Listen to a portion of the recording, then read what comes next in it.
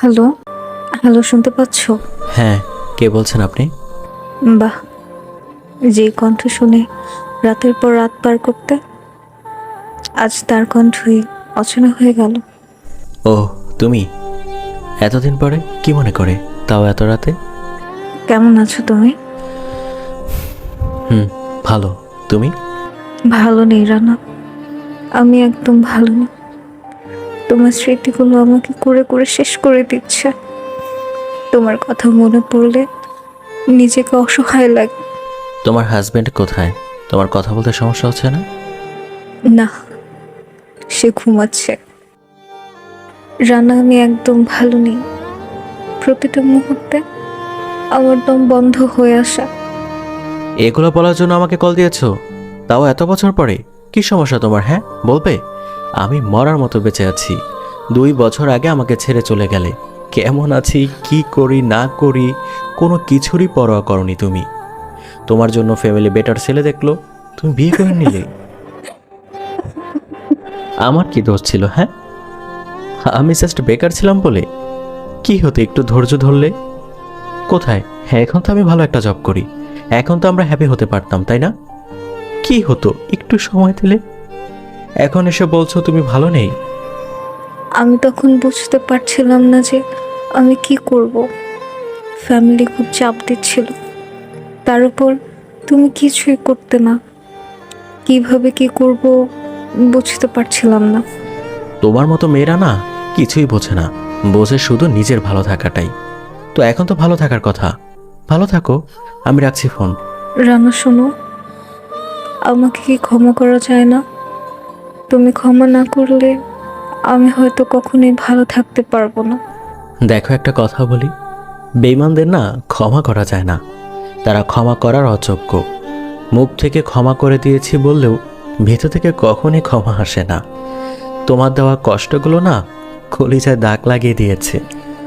আমি যদি তখন একটা বারের জন্য বুঝতে পারতাম যে ভালোবাসা ছাড়া ভালো থাকা যায় না। ভালোবাসা একবার হারিয়ে ফেললে সেটা আর জীবনেও ফিরে পাওয়া যাবে না, তাহলে আমি কোনো দিন এমনটা করতাম না রানা। ভালোবাসার পুরুষের মতো করে পৃথিবীর কোনো পুরুষই নারীকে বুঝতে পারে না। তুমি যেভাবে আমার সব ভালো খারাপ অল্পতেই বুঝে যেতে, যেভাবে আমাকে আগলে রাখতে, এমন করে সে আমাকে কখনোই বুঝতে পারেনি রানা। হারানোর পরে সব কিছু বুঝে আর কি হবে বলো? না নিজে আর ঠিক হতে পারবো, আর না তুমি।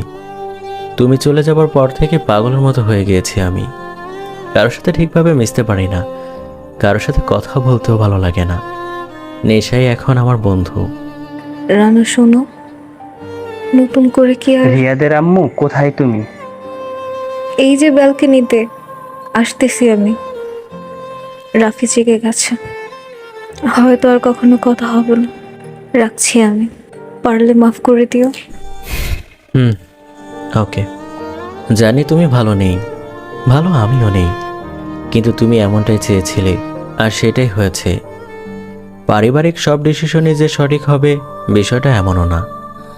বিয়ের মতো একটা ডিসিশন নিতে হলে অন্ততপক্ষে দুটি মানুষের মতামত নিয়েই সেই বিষয়ে সম্মতি দেওয়াটাই উচিত। এতে করে দুটি মানুষের জীবন বেঁচে যায়। ওই দিন যদি একটাবার আমাদের কথা ভেবে দেখতে, তাহলে এভাবে আমাদের দুজনের জীবনটা নরক হয়ে যেত না। প্রিয় মানুষটাকে ছাড়া হয়তো থাকা যায়, কিন্তু প্রিয় মানুষের স্মৃতিগুলো কখনো ভোলা যায় না, যা বেঁচে থাকার আগ পর্যন্ত ভেবে ভেবে শেষ করে দেয়। এমন হাজারো নারী ভুল ডিসিশনে সুন্দর সম্পর্ক শেষ হয়ে যায়। তারা হয়তো ভাবে বিয়ের পরে সব কিছু ঠিক হয়ে যাবে, কিন্তু সমস্যাটা সেখানেই তৈরি হয়। অন্য মানুষের সাথে প্রিয় মানুষটার মতো করে মানিয়ে নেওয়া আর সম্ভব হয় না। আমাদের হয়তো আর কখনো কথা হবে না, আর না কিছু হওয়া সম্ভব।